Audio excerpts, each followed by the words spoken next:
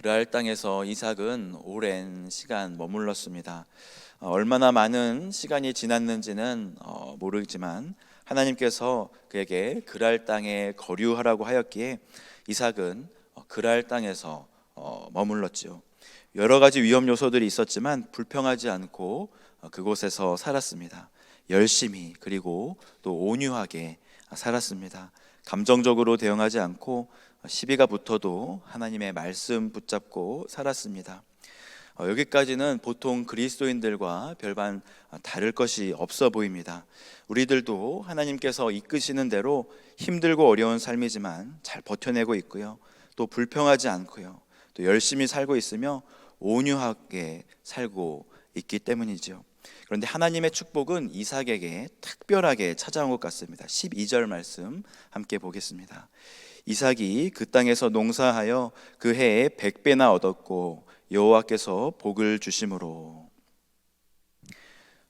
지금은 이제 기술이 발전해서 어떤지는 잘 모르겠지만 그 당시에 농사에서 100배를 얻는 것은 기적과도 같은 일이죠.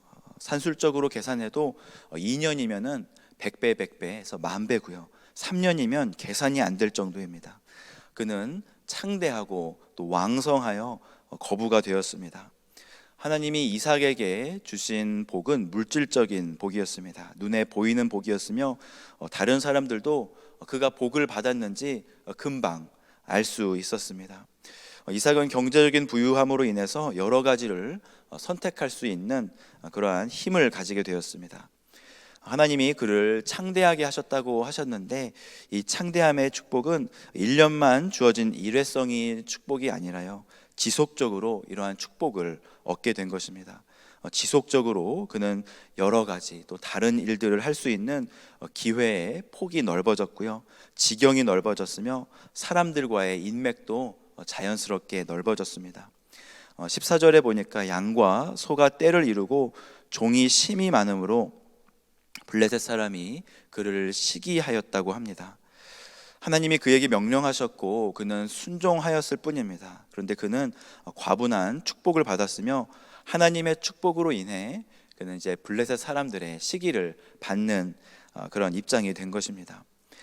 사실 다른 사람에 비해서 월등하게 무엇인가 탁월하면요, 다른 사람들의 시기와 질투의 대상이 되기도 합니다.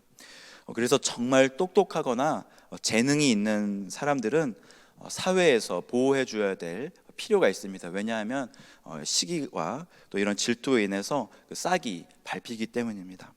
미국은 그나마 그런 교육의 제도가 잘 되어 있어서 재능 있는 아이들이 사회에서 이바지하기도 하고 또 과학이나 예술적인 면에서 두각을 나타냅니다. 또 지금은 모르겠는데요, 한국에서는 스포츠나 예술이나 과학에서 순수하게 재능만으로 사회에 이바지하는 것이 쉽지만은 않습니다. 인맥으로 눌려서 기회를 박탈당하기도 하고요, 또 돈으로 무시당하기도 하고, 혹은 집안의 만류로 공부에 올인하지 못하고 또 젊은 나이에 돈을 버는 그런 선택을 해야 하는 경우가 태반이지요. 돈을 버는 것이 잘못된 것은 아니지만 한국에서 만약 아인슈타인이 태어났으면 아마 철물점을 했을 것이다 라는 말이 우스갯소리만은 아닙니다. 그런데 이런 경우에는 재능이라도 있죠. 이삭은 뭐 내세울 것이 없는 사람인데 어떻게 이렇게 큰 축복을 받는지 사람들이 볼 때 이상한 것입니다. 별 볼 일 없는 외부인이 우리나라에 굴러 들어와서 영향력이 점점 커집니다. 굴러온 돌이 박힌 돌을 빼내려고 할 때, 그런 느낌을 느꼈을 때 박힌 돌이 느끼는 감정은 소외감입니다.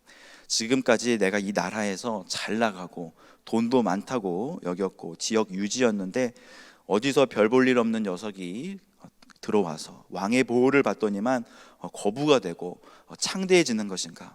사람들은 왜 저런 녀석을 주목하는 것인가? 또 이삭은 하나님을 믿는 사람이었으니 얼마나 정직하고 또 신실하고 온유하고 또 그 재물을 가지고 선행을 베풀었겠습니까? 그러니 또 많은 사람들이 따랐겠죠. 그들은 이삭을 시기한 나머지 그 아버지가 파놓은 우물을 막아버렸습니다. 얼마나 이삭의 입장에서 억울했겠습니까? 지금으로 치면 집안에 들어와서 물건을 훼손하고 약탈해 간 셈입니다. 공장에 들어와서 생산 기구들을 다 부셔뜨리고 더 이상 공장을 돌릴 수 없게 만든 것이죠. 만약 그런 일이 여러분에게 생긴다면 여러분 어떻게 하시겠습니까? 경찰한테 전화를 하거나 좀 힘이 있으신 분들은 주지사나 상원 의원에게 연락을 해서 자신의 억울함을 호소할 것입니다. 그런데 이삭은 법의 보호를 받지 못합니다. 16절 말씀 함께 보겠습니다. 아비멜렉이 이삭에게 이르되 내가 우리보다 크게 강성한즉 우리를 떠나라. 아비멜렉 왕도 이삭의 성장을 눈여겨봤을 뿐 아니라 그 주변에서 들려오는 수많은 시기의 목소리들을 들었을 것입니다. 정치적인 압력 속에서 이삭은 그랄 땅을 떠나 그랄 골짜기에 장막을 치고 거류하게 됩니다. 세상적인 눈으로 보면 이보다 더 원통하고 비통할 데가 없는 것이죠. 잘 살고 있는 사람을 괜히 트집 잡아서 건드릴 뿐 아니라 왕이라는 사람은 나를 보호해 주기는커녕 오히려 이곳을 떠나라니. 이삭이 만약 하나님의 말씀을 붙잡지 않고 온유하지 않았으면 아마 화를 내고 화를 자초하지 않았을까 생각해 봅니다. 가끔 그런 분들이 계시거든요. 분노 조절 장애라고요. 자신의 상황과 처지를 모른 채 화를 낸다거나 혹은 말보다 손이 먼저 나간다거나, 만약 이삭이 욱하는 마음으로 아비멜렉 왕에게 화를 내었다면 아마 그는 왕의 은혜를 입지 못했을 것입니다. 오히려 조용히 떠나가라고 하는 것이 왕의 은혜였던 것이죠. 지금 사람들은 시기하고 질투가 나서 이삭을 어떻게 하면 혼내줄까 벼르고 있는데, 왕이 그를 불러서 조용히 떠나라고 한 것은 오히려 보호해 준 것입니다. 이삭은 그랄 골짜기에서 다시 우물을 팝니다. 18절 말씀 함께 보겠습니다. 그 아버지 아브라함 때에 팠던 우물들을 다시 팠으니 이는 아브라함이 죽은 후에 블레셋 사람이 그 우물들을 메웠음이라. 이삭이 그 우물들의 이름을 그의 아버지가 부르던 이름으로 불렀더라. 이삭은 아버지가 팠던 우물을 다시 파기 시작합니다.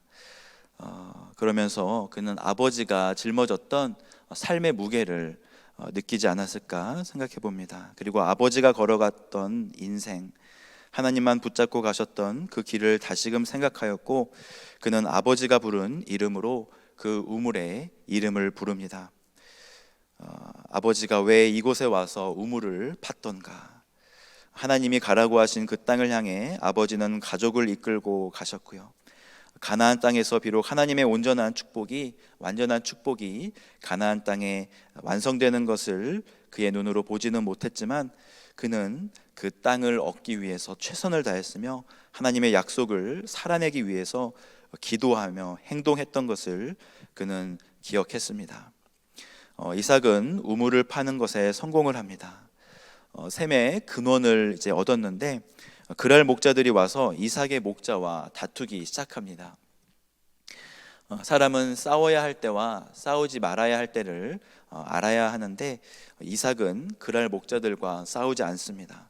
비록 아버지의 우물이었지만 그냥 그들에게 내어주고 다시 우물을 팝니다. 다른 우물을 팠는데 그랄 목자들이 또 와서 시비를 겁니다.